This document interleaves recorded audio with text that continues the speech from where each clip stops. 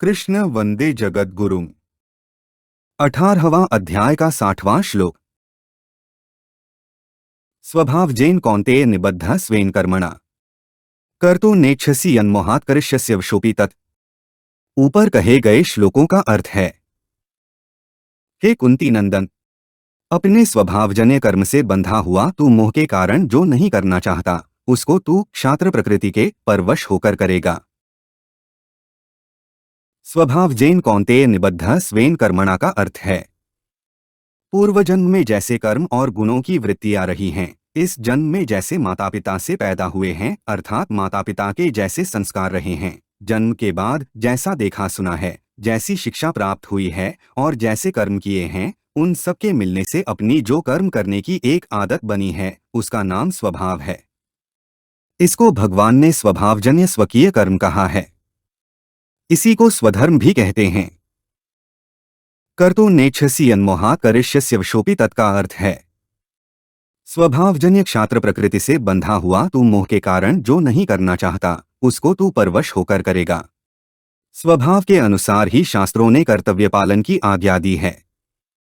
उस आज्ञा में यदि दूसरों के कर्मों की अपेक्षा अपने कर्मों में कमियां अथवा दोष दिखते हों तो भी वे दोष बाधक यानी कि पापजनक नहीं होते। उस स्वभावज कर्म यानी कि क्षात्र धर्म के अनुसार तू युद्ध करने के लिए परवश है। युद्धरूप कर्तव्य को न करने का तेरा विचार मूढ़तापूर्वक किया गया है।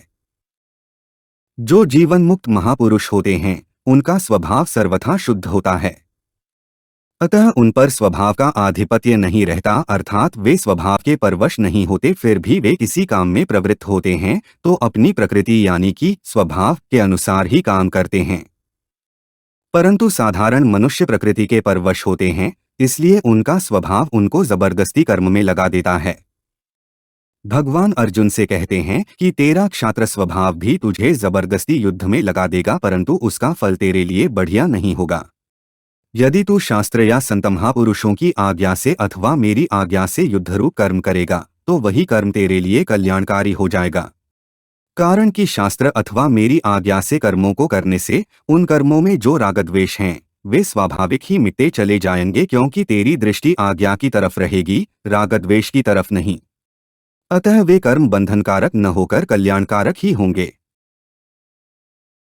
विशेष बात, गीता में प्रकृति की परवशता की बात सामान्य रूप से कई जगह आई है, परंतु 2 जगह प्रकृति की परवशता की बात विशेष रूप से आई है और यहाँ प्रकृतिस्त्वा नियोक्ष्यति।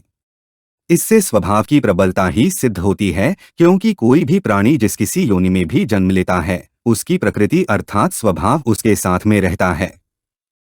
अगर उसका स्वभाव परम शुद्ध हो अर्थात स्वभाव में सर्वथा असंगता हो तो उसका जन्म ही क्यों होगा। यदि उसका जन्म होगा तो उसमें स्वभाव की मुख्यता रहेगी। जब स्वभाव की ही मुख्यता अथवा परवशता रहेगी और प्रत्येक क्रिया स्वभाव के अनुसार ही होगी तो फिर शास्त्रों का विधि निषेध किस पर लागू होगा, गुरुजनों की शिक्षा किसके काम आएगी और मनुष्य दुर्गुण दुराचारों का त्याग करके सद्गुण सदाचारों में कैसे प्रवृत्त होगा। उपर्युक्त प्रश्नों का उत्तर यह है कि जैसे मनुष्य गंगाजी के उपर्युक्त प्रश्नों का उत्तर यह है कि जैसे मनुष्य गंगाजी के प्रवाह को रोक तो नहीं सकता पर उसके प्रवाह को मोड़ सकता है, घुमा सकता है, ऐसे ही मनुष्य अपने वर्णोचित स्वभाव को छोड़ तो नहीं सकता पर भगवत प्राप्ति का उद्देश्य रखकर उसको रागद्वेष से रहित परम शुद्ध निर्मल बना सकता है। तात्पर्य यह हुआ कि स्वभाव को शुद्ध बनाने में मनुष्य मात्र सर्वथा सबल और स्वतंत्र है, निर्बल और परतंत्र नहीं है। निर्बलता और परतंत्रता तो केवल रागद्वेष होने से प्रतीत होती है। अब इस स्वभाव को सुधारने के लिए भगवान ने गीता में कर्मयोग और भक्ति योग की दृष्टि से 2 उपाय बताए हैं। 1. कर्मयोग की दृष्टि से 3रे अध्याय के 34वें श्लोक में भगवान ने बताया है कि मनुष्य के खास शत्रु रागद्वेष ही हैं। अतः रागद्वेष के वश में नहीं होना चाहिए अर्थात रागद्वेष को लेकर कोई भी कर्म नहीं करना चाहिए। प्रत्युत शास्त्र की आज्ञा के अनुसार ही प्रत्येक कर्म करना चाहिए। शास्त्र के आज्ञानुसार अर्थात शिष्य गुरु की, पुत्र माता पिता की, पत्नी पति की और नौकर मालिक की आज्ञा के अनुसार प्रसन्नतापूर्वक सब कर्म करता है तो उसमें रागद्वेष नहीं रहते। कारण कि अपने मन के अनुसार कर्म करने से ही रागद्वेष पुष्ट होते हैं।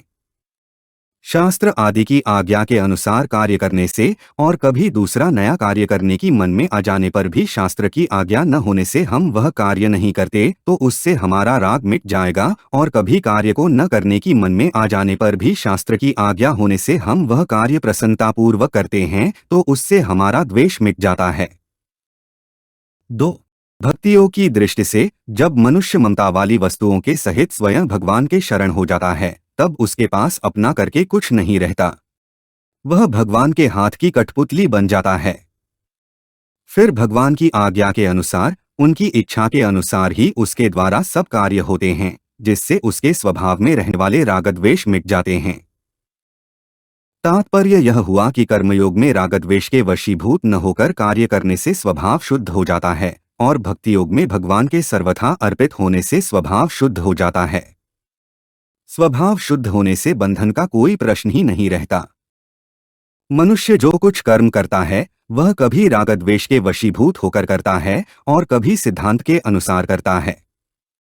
रागद्वेष पूर्वक कर्म करने से रागद्वेष दृढ़ हो जाते हैं और फिर मनुष्य का वैसा ही स्वभाव बन जाता है।